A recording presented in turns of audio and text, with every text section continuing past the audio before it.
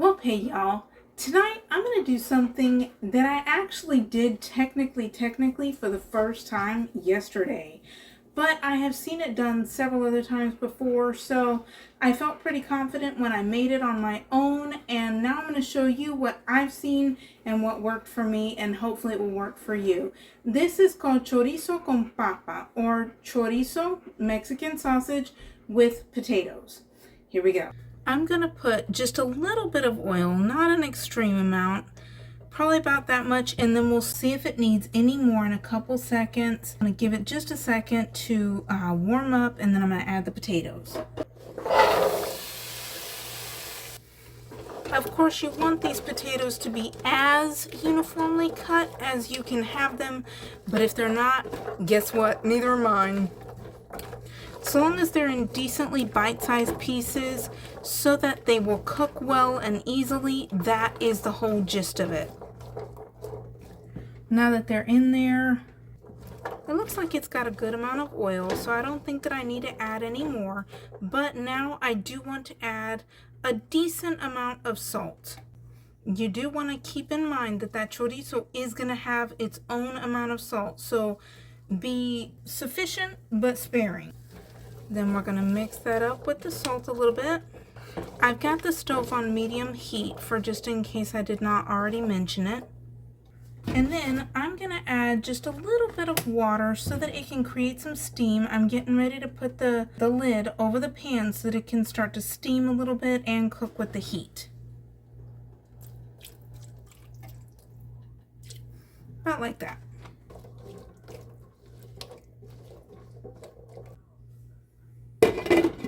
And I'm going to leave it there for probably 2 to 3, maybe as much as 5 minutes, but I will definitely want to continue to stir every couple of minutes just to make sure that it's not sticking to the bottom of the pan. It very well may a little bit, but it's not to be worried about because then you'll be able to get it to come undone once you add that chorizo. About 2 to 3 minutes has passed. I'm checking these out, letting some of that water become the steam so that it can evaporate, but also to check out these potatoes, see if they're getting any bit soft. You want them to start to get pretty soft, although you don't want them to be completely cooked before you add in the chorizo. Alright, it's been about, give or take, 9 to 10 minutes. The last 2 to 3 minutes I've had it on medium, not quite medium, high heat, instead of being on just the medium heat. And I am now adding in the chorizo. And of course, you can start breaking this up just like you would hamburger meat, ground beef, whatever that you call it. You want it to be just ever so slightly separate, but you can make sure that those potatoes are not starting to stick to the bottom of your pan as well. But you want it to start to cook well before you integrate the potatoes in there, so that you know that it's getting cooked, but at the same time the potatoes are also still cooking, but the cold of the chorizo would make the potatoes not be able to continue to cook like they need. And I'm going to cover this back up for another minute or so, maybe 30 seconds, just to make sure that it's going to have some time to cook well. And here we go. Going to make sure that it's starting to fry up nicely. Keeping that unstuck. And this, as you may have seen, if you've not seen any of my other videos, you won't know. Unless you already know about chorizo, but pretty much once it becomes a darker color, in general that means that it's cooked. This is a different type of chorizo than what I typically buy, so it may be slightly different, but it shouldn't be that much. I just turned up the heat to a little bit higher than medium, not too medium high, not even close, but still it's around a little above medium. It's getting there. And I'm going to cover it up for another minute, minute and a half.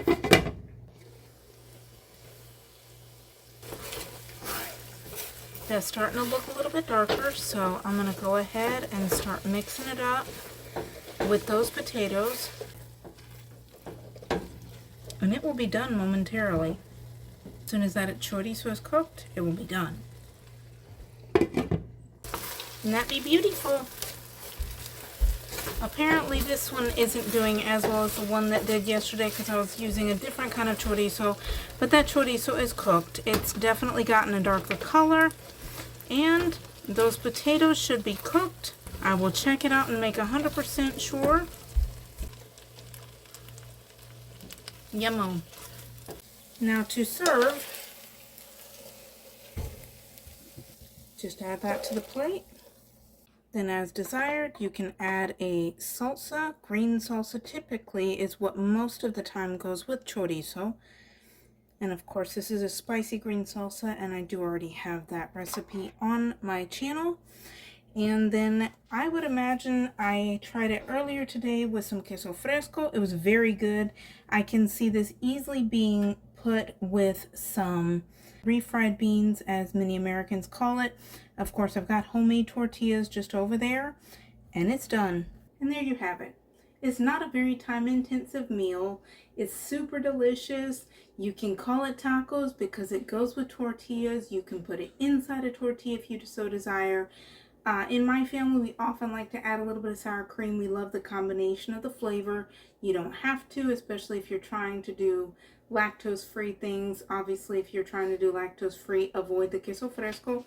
But otherwise, it's ready. So I hope that my videos are educational, that they're enjoyable, and that they help you to feel a lot more confident in being able to do true Mexican food. And so if you like my videos, I hope that you will hit the like button. Feel free to subscribe, hit the bell notification so that every time that I put up a new video, you'll find out. And otherwise, have a delicious day.